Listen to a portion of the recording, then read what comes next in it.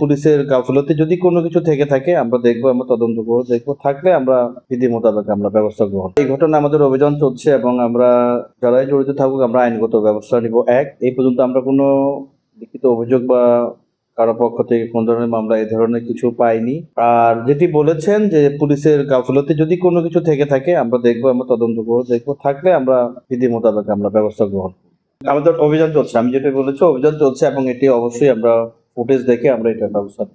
এখন পর্যন্ত কেউ অ্যারেস্ট আছে কিনা? না, এখন ঘটনাটা তো ঘটেছে প্রায় 24 ঘন্টার মতো হতে যাচ্ছে। কাউকে অ্যারেস্ট করতে পেরেছেন কিনা ঘটনাস্থল থেকে কিংবা এরপরে? কারণ আপনারা তো এটা কেউ অভিযোগ করা ছাড়াও যে দেশীয় অস্ত্র যেহেতু ব্যবহার হয়েছে আপনারা তো আইনগত ব্যবস্থা নিতে পারেন। না, এখনো কেউ গ্রেপ্তার হয়নি। এখনো আমাদের অভিযান চলছে, আমরা চেষ্টা করে যাচ্ছি।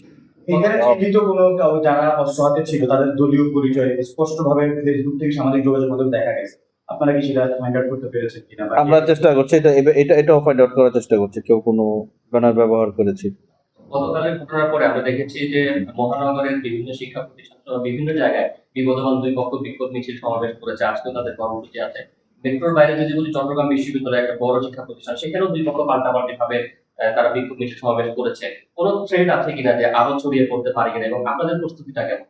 আমাদের প্রস্তুতি, আমরা শিক্ষা প্রতিষ্ঠানগুলোতে পর্যাপ্ত প্রস্তুতি নিয়েছি যাতে এই ঘটনা আর না বাড়ে এবং ধরনের সমস্যা যাতে আর স্প্রেড করতে না পারে, আমরা এই জন্য পর্যাপ্ত ব্যবস্থা নিয়েছি। সমস্ত শিক্ষা প্রতিষ্ঠানে আমাদের নজরদারি আছে এবং পর্যাপ্ত পরিমাণ ফোর্স মোতায়েন আছে।